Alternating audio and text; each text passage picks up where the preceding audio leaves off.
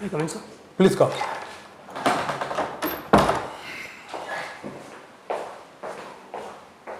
Please come. SOUMYAJIT, Thank you, sir. fresh from the university. Yes, sir. Yes, sir. Good. First examination? Yes, sir. Very good. So, SOUMYAJIT, your genetics and plant breeding, excellent. Oh, you are still in the university, you have not completed. Yes, sir. I'm still pursuing. Poetry and reading books. Agriculture. Yes, sir. So, first runner-up in farming agri quiz, national. So, okay. Recipient of the Medha Scholarship by Masters by Beya, Agriculture. Poetry, tell us something, the poetry that you read, SOUMYAJIT.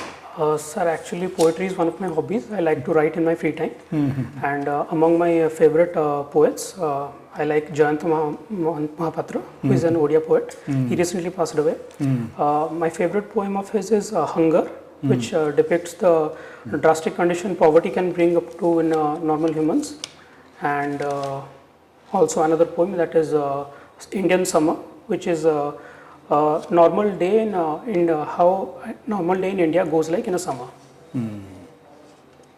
Okay, SOUMYAJIT, you agri practices, you have won prizes, isn't it? Farming, agri. Now, the farming, if you take it as a profession or a occupation, Yes, sir. what are the areas in which we need to focus and achieve a breakthrough and then lift the farming community out of their proverbial poverty trap? Debt trap and poverty. Yes. Yeah. So, coming to Odisha sector, Odisha has been primarily a rice growing state because most of the farmers in Odisha are literally biased towards rice farming. And most of the rice cultivated area in Odisha falls under the lowland zone, which is quite prone to flooding and cyclones every year due to its coastal location. Because of that, there is a lot of yield loss every year. Apart from that, drought is also water scarcity and erratic rainfall patterns also causes yield reduction. To cater to those, we need to practice advanced farming practices like precision farming. Also, we need to incorporate the principles of integrated farming system into our regular farming practices, so that even in conditions of natural calamities, some contingency crops can be grown so that the yield loss can be compensated for. Like contingency crops like? For example, sir, the current flagship program of Odisha, the Odisha Millet Mission, it is based on incorporating millets into our regular food intake. Also, it is promoting the cultivation of millets, several types of millets among the Odisha farmers, because it is a very climate resilient crop and it is not very much affected during drought conditions. And also it has a very good nutrient profile, which is quite medically recommended for diabetic people and for small children and for also for pregnant women also. So that is one. Next, we can also incorporate practices like precision farming, because land holdings in Odisha among Odisha farmers is decreasing day by day due to the increasing population. Can we stop here, SOUMYAJIT, and dwell and expand a little bit on this precision farming? Sir, precision farming is a principle wherein we try to increase our output, we try to optimize our output, and we try to reduce the inputs. So the objective here is not output maximization, rather it is output optimization and minimum inputs, so that the cost of cultivation can be reduced. Also, the farming practices such as we can also incorporate drone technology and minimum application of fertilizers as much as it is required, so that not more fertilizer is lost due to leaching. And we can also incorporate decision support systems into our farmings. For example, in case of, for example, AI mediated farming systems, wherein the farmers can contact the decision support systems and KVKs who possess such systems, who can analyze years of data, about 50 years worth of data, and precisely determine which crops to how much yield can be expected this year, so which crops would be better suited in this climate. So yes, sir. Good, because AI we understand because that's a data science, but drone technology and all, do you think it will be cost effective? Sir, on the basis of personal ownership, I don't think drone technology would be much effective, but there are also several schemes by the government, such as MKUI, where government also allows commercialization of agri enterprises, wherein some cooperatives can come up with lending services of drones and all.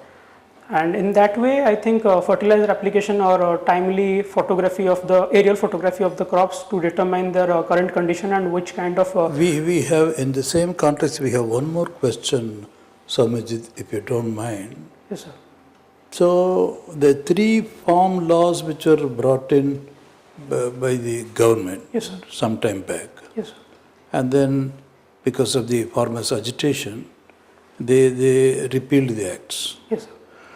So now in hindsight, can we do without these laws, and then by staying with the cooperative movement and strengthening the farmers' cooperatives, or you call them farmers producers organization, I don't know whether. So without the aid of the new laws, again without reviving those laws, can we go ahead and then make a breakthrough on the farm sector? Yes, sir. Sure, sir. It is possible, is it? Yes, sir. In other words, without bringing the corporates into the picture. I think, sir, without bringing the corporates into the picture, it would be quite difficult. Because given the current scenario, not everything can be taken care of by the government. Corporates surely need to invest some in the farming sector. Regarding the laws, sir, one of those laws was actually, as the farmer said, was infringing upon their rights to sell their own produce in their local mandis. And because agriculture comes under the state list, it was not, I don't think it was right on the part of the center to pass the laws that infringe with the rights of the farmers, and for agriculture being a state list subject. Their agitation was, although the form of agitation again, staying on the same question, Swamiji, the farmers generally seem to be skeptical of the corporations. Yes, sir. Because once they come, the might and weight of the corporation, they feel they will be crushed under, and they will have nowhere to go. So they are skeptical and apprehensive of the corporate governance and corporates in general. So what do you think of this? Sir, I think the problem lies with the lack of technical knowledge among farmers and lack of trust among farmers regarding the corporates, because of the long history of middlemen profiteering from the farmers' produce. So I think, sir, there is some technical hangover among farmers. They are not able to acclimatize themselves to the changes in the technology, sir. But if a platform like e-mandis were to be widely emphasized on in the current agricultural scenario, I think if the farmers were trained on how to reach the right buyers electronically, if they were made part of the supply chain, I think their reliance on the corporates will be a little bit more. Very good, excellent, sir. SOUMYAJIT, Yes, sir. it is often seen from China's expansionism, Yes, sir. like China is planning to, or has planned, Yes, sir. even changed Yes, sir. certain names of our own cities, Yes, sir. particularly Arunachal Pradesh Yes, sir. and Uttarakhand. Some villages are also renamed by them. Yes, sir. So what are the diplomatic consequences out of it? Sir, the India-China relations have been strained since 1962 after the war, and ever since the Indian diplomacy has been trying to uh, tackle the issue along with the Indian defense forces. Sir, China's expansionism is not only specific to India, it has also been its approach towards other countries, other neighboring countries have also been quite same. For example, Taiwan and Hong Kong and other neighboring countries in the South China Sea. And also it has also a tendency of luring other countries into debt traps by sanctioning loans, as seen in case of Sri Lanka and other African countries. So I don't think any changes in China's policies, China won't of their own accord change their ways, as it has been quite persistent in such behavior. All we can do is, I think, continue with the current diplomatic policies that we are still pursuing. I think the current scenario, I think, is proper, sir. Now Maldives, Yes, sir. they requested to withdraw our forces Yes, sir. from Maldives Island. Yes, sir. But now Maldives is totally depending on India. Yes, sir. Could you elaborate? Sir, the issue actually arose a few months back when was Minister of Maldives had, in order to attract more, made a controversial remark about India, and as a result, Maldives tourism sector, which is the most money earning sector of Maldives, was greatly affected because most of the tourists visiting Maldives are mostly Indians. The relations have been strained ever since, and despite the continued attempts of their diplomacy to mend the relations back on track. Okay. In one side, China is renaming India. China is renaming places in India. Yes, sir. The other side, government of India is renaming its own territory, islands particularly. Yes, sir. Why? India itself changing the places, name of the places and islands. Sir, I am not aware about India changing the names of islands, but about changing the names of cities. I think, sir, it is due to, in order to avoid like history as it has been taught in our schools for the last decade or so, has been Decade or 7 decades or so. It has been quite distorted, and the true history of India has not reached the masses yet, and the current government's motive remains to bring out those actual tenets of history by renaming and glorifying the old cities, like starting with Prayagraj and all. So I think renaming the city was a method to bring back the cultural strengthening Good. of those places. Very good. But that's it. and That- ending the colonial. Past. Good. And one question, final question I will because to conclude that government of India, particularly National Highway Authority of India, Yes, sir. they are going to stop this toll plaza for collecting revenue. Yes, sir. Okay, so they are going to adopt one technology by which it will be automatically deducted, money from the user will be deducted. What is that technology? Sir, I think it's called FASTag systems. I'm not No, sure. it is FASTag is on now, it is going on, but there will be no FASTag, nothing. Only then there, because toll plaza is disturbing. There are so many criminal activities. I can see that putting on toll plazas at strategic locations can also distort the regular logistics of a state and thereby impede the business proceedings. But sir, I'm not very much aware about it. So, Good, Soumyajit. When is your interview? sir, it's on 27th, sir. 27th. Yes, sir. That's about 9 days. 9 days. So how do you feel? This is your first mock interview? No, sir, it is my 4th mock interview across other institutes. This is Good, my good. 4th one, sir. You feel better now? A little bit intimidated. I think I'll still be intimidated around that day, but the experience has been quite helpful. So I'll build on that. Good, wonderful, Soumyajit, and you will do well.